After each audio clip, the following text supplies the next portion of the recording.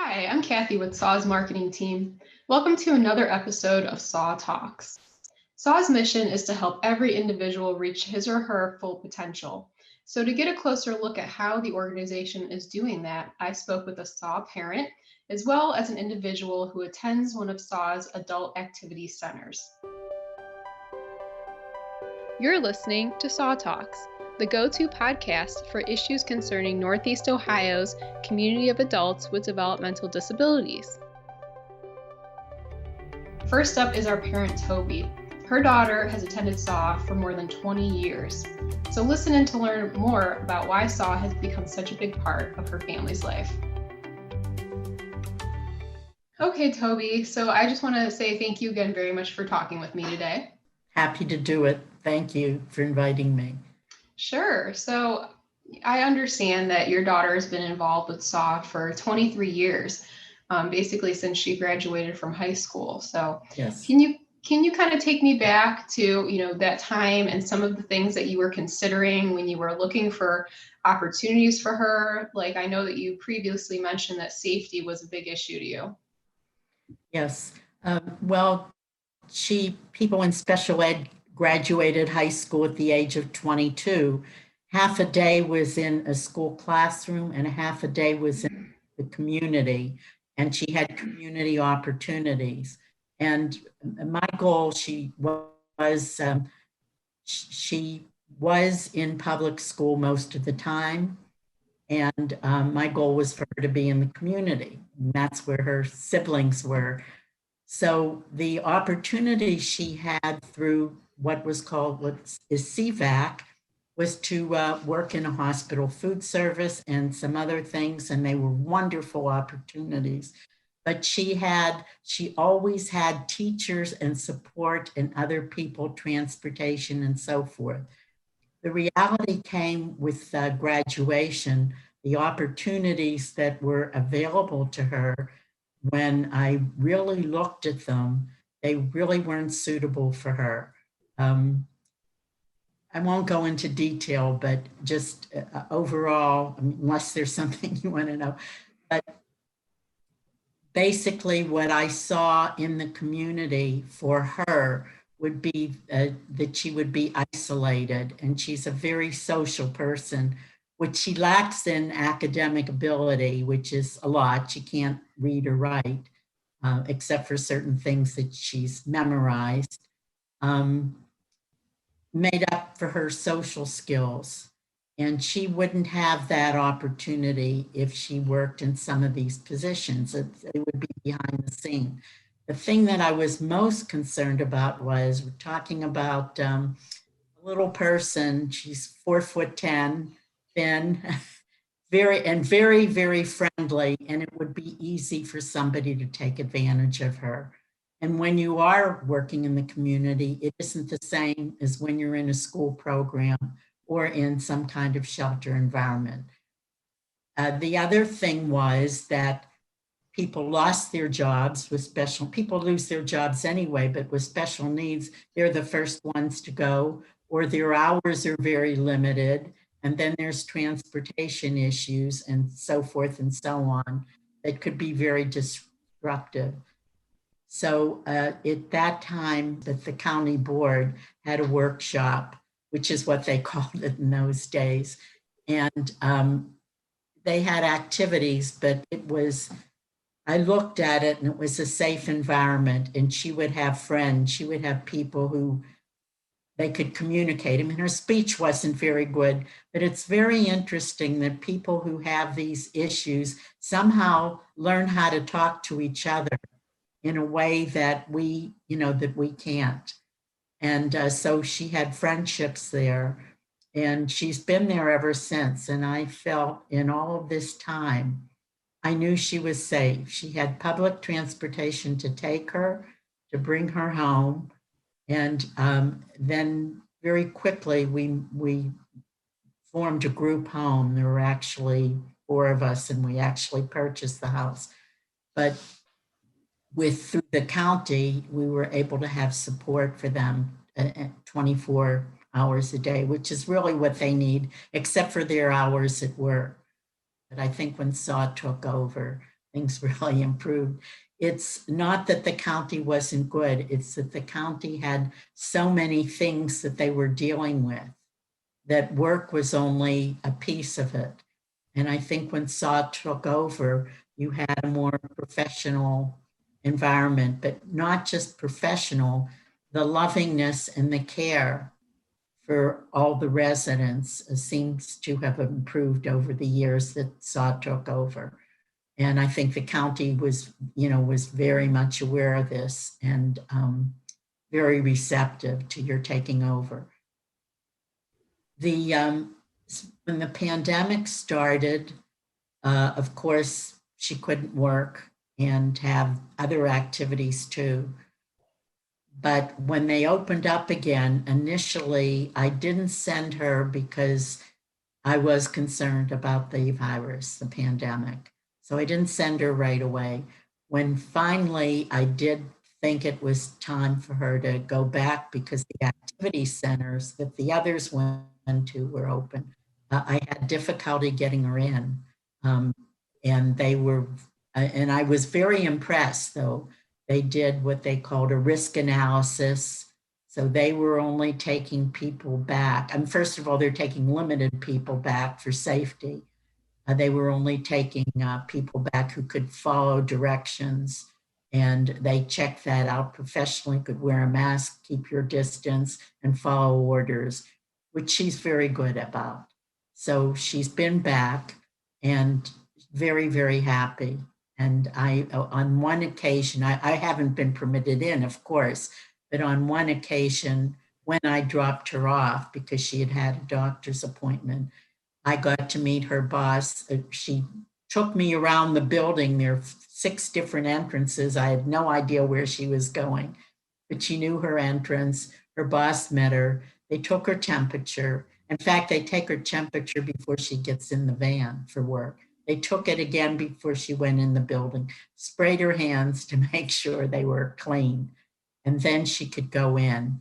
The boss talked to me from a great distance, and I was just very, very impressed. The best thing is that I actually even saw that there was allowed, I'm not permitted to see her now.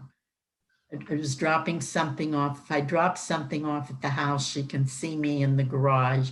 She was just getting out of work. She took what I had to offer her. She was so happy, so thrilled to be back at work. And every day I talk to her, she tells me what work she's doing. She tells me how good she is and that she's making money and that she's friends. That's all that's all you for want. anything more. Right, Yeah, right. I love that, in the beginning, safety was really, like you said, important in her work environment. But now, in light of the pandemic, I mean, safety, it takes on a whole different meaning. So yes. I'm glad, you feel that Mhm. she's, I know SAW is really making some great efforts to keep all their individuals and staff and their families safe. So it's great that you're seeing that. And I wanted to kind of dive into a couple other things that you said. So I was wondering if you could walk me through a typical day for your daughter at the center. What kind of work is she doing?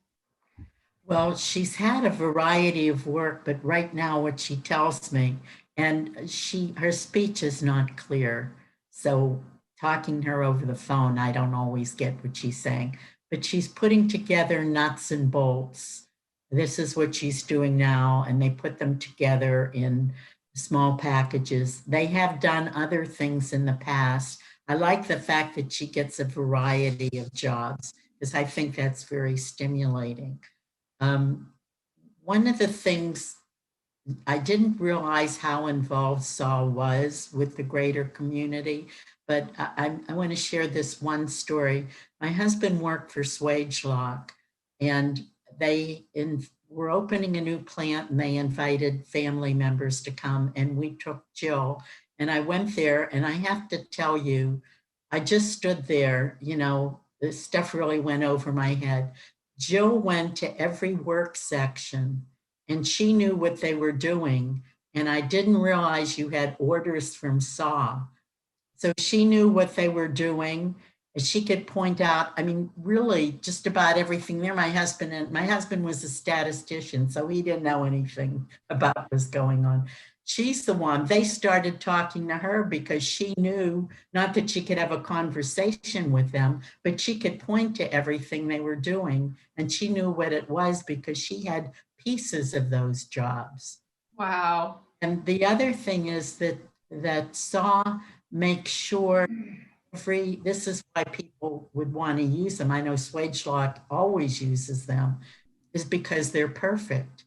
They said, I remember once a boss saying to me, if they want 100 nuts and bolts or whatever it is in certain little packages, they would rather that they give more than to shortchange someone, because to shortchange, a customer would be terrible. And I thought that was very interesting that they really they understand the market and what's needed, and that they go above and beyond, and they check everybody's work. And I think that the fact that they do it, people know if I'm going to give an order to SAW, it's going to be perfect. Right, right. I mean, it's really mutually beneficial, for the individuals and also the partners, that are getting excellent work, from them Yes. as well. So that's really cool. What a great story. So, over 20 years, your daughter has been involved in all these different programs. How do you think she's grown at SAW? I know you previously mentioned that, she loves the responsibility. She's obviously learned so much through her work. She's happy. How else do you think that she's grown by being at SAW? Well, I think, as I said, the problem I had with the community is I think the emotion. I mean, I know myself from working. If you're working and people, nobody talks to you, let's say at work, or you're not accepted, it impacts your work. And that's just to give you an example. One day I took her out for a doctor's appointment, and I decided that I'd take her to a restaurant for lunch. The two of us would have, so she'd go back late. And I told her that when we got there, and she said, I packed my lunch. And I said, well, you could save it for another day. She said, no, I have to eat with my friends. Well, there was a certain little group, I think some gossiping went on, and she didn't want to be left out of the gossip. But so I said, yeah, but we could go to a restaurant. I said, I don't have my lunch. And she looked at me and she said, get some friends. Oh my gosh. I love that. And I took her back. She ran away from me right into the lunchroom at her table with her friends. And again, it just dawned on me, if she'd been in the community, who would be her friends? Yeah, what a wonderful social circle. I'm sure, after all that time too, she's really developed some wonderful relationships with people. And that's wonderful. I mean, like you said, all of us need people around us, in our social circle to support and have fun with, and maybe gossip sometimes too. That's funny. Wonderful. Okay. Well, I know you also, kind of touched on the centers being closed for a while.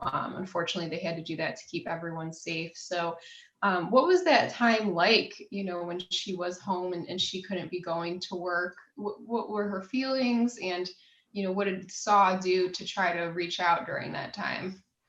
Um, that I will say this, that she has wonderful staff and the weather was good. And they took 2 long walks every day and planned activities and, whatever kinds of things. We've gotten to a point now where, we've got them Zoom. She just had to get a new computer, not a computer, but a little tablet so she could Zoom things. And so when the weather was nice, they could be out really getting worn out for all of these walks. And so I did the same thing. But every day she asked me when she was going to work, when work was going, she kept asking about it.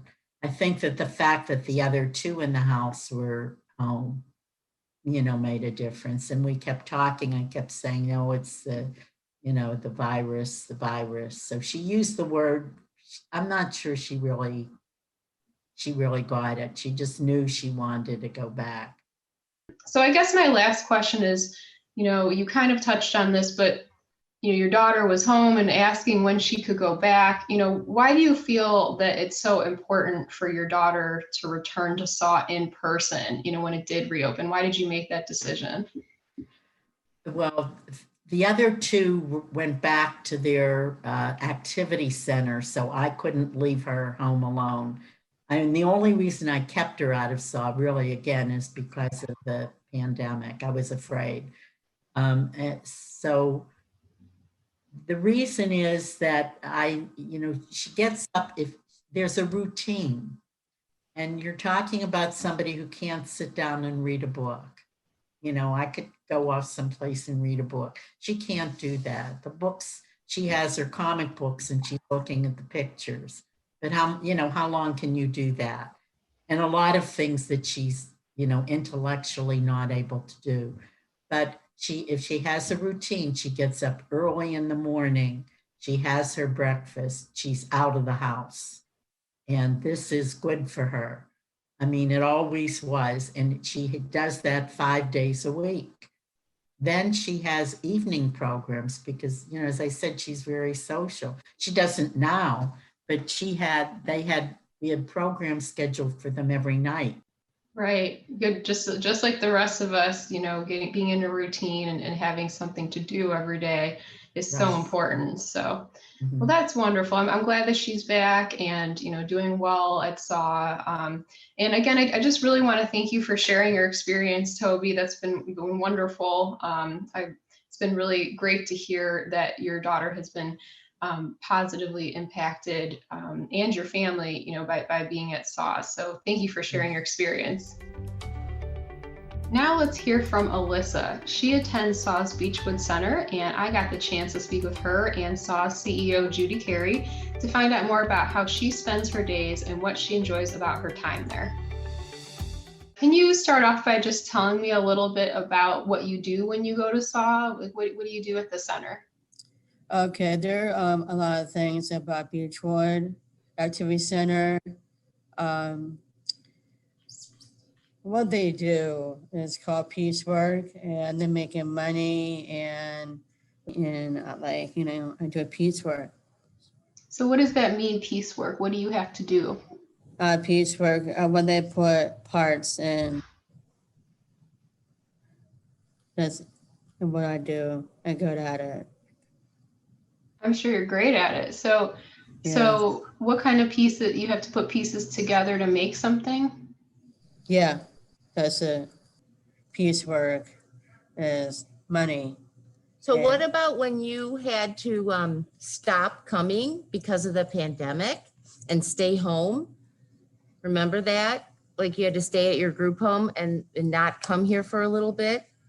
Were you happy to come back? Yeah, I'm happy. I love coming back to Beechwood and making money because I need to make money because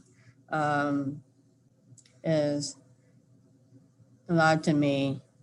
What do you do with your money? Do you buy things? I always put money in the bank. Oh, good girl, in the bank. Mm-hmm. Me and my mom, I went to Chase Bank and you opened up a savings account. Mm-hmm. Very cool. You must like to shop because you have such cute clothes. No, my mom my mom, Susan K. Peplowski, she has a phone and go online. Oh, and you shop online. Mm-mm. No, your mom does? Susan K. Baker Peplowski is my mother. Go online. Is your mother? Yes. Yeah. And Susan, her mother, is on our SAW board, so she helps us. Yes. Awesome. What do you think about, the people that help you every day? Is it nice to work with all the staff and people that help you? Um, Do you like your staff at Beechwood? Actually, I do. I like, his name is Ken Krieger, and he's my favorite staff. Oh, he's your favorite, huh? Mhm. How come he's your favorite? No, he's my favorite staff. And does he do nice things for you? Does he help you? Mm-hmm. Helps? Mm-hmm. And what does he help you do? Make money. Make money. Yeah. Yeah, work. That's right. I Yeah. like this working girl. Nice. Yeah. Yeah. The afternoon, morning, afternoon. She works 5 days a week, all day. Yeah. Wow, that's good for you. Good thing it's Friday, right? Yeah. Yeah, not on the holidays. So no holidays. So I Yeah. know when we started this call, you had to wear your mask. So Yeah. can you talk about, we have this virus. So what are some of the things that you have to do now, like wearing your mask so you can stay Yeah. safe? Every day. Do you do other things to stay safe? Wash our hands. Do you wash your hands a lot more? I think she's pretending washing her hands. Always. So do you have to You- wash your hands a lot? Every day. A few times a day. No, every day. Every day? Mhm. And do you have to stay far away from people sometimes? 6 feet? 6 apart, yeah. Yep, 6 apart. You know what you're doing here. And then do they have to take your temperature when you come in every day? Truth. Yeah. They do? The truth, yes. They take your temperature. And who drives you here? No, I take it's a company, I take people to the workshop. Did all your friends come back to the workshop? Not a lot of people, some people. So when it's time to eat lunch here, do you sit at a table by yourself? No? Where do you eat? In my department. In your department, yeah. That's different than what it used to be like. They used to go to the cafeteria. Mm-hmm. Not anymore, Oh. right? No cafeteria. No, Yeah, that's some big changes. No cafeteria. that's brought back. Since you've been back? No, No. How about vending? No vending machines? Ken, his name is Ken Krieger. He's a staff from Beechwood. He helped out with get something, From the machine, yeah. chips or something. No, vending machine. So the difference, you guys, is that it used to be that you could anyone could go up to the machine and buy anything before. Now, since you've come back, the staff person uses the machine and you tell the staff person what you want and they get it. Mm-hmm. Oh, okay. So you're not all Yeah. touching it. Yeah. Yeah. Okay. We really appreciate you answering all of our questions. I know there were a lot. Yeah. Well, there you have it. I would like to thank Toby and Alyssa again for sharing their experiences with us today. It's been a wonderful glimpse into how SAW affects both of their lives. And I want to thank everyone for listening. If you're a parent or a family member and you are maybe thinking about how, SAW may be a good fit, we encourage you to reach out. You can learn more about SAW by visiting sawinc.org and following SAW on Facebook and LinkedIn. And feel free to leave a comment or question. And if you like what you hear, subscribe to the podcast so you don't miss an episode. Thanks for listening, and we'll catch you next time.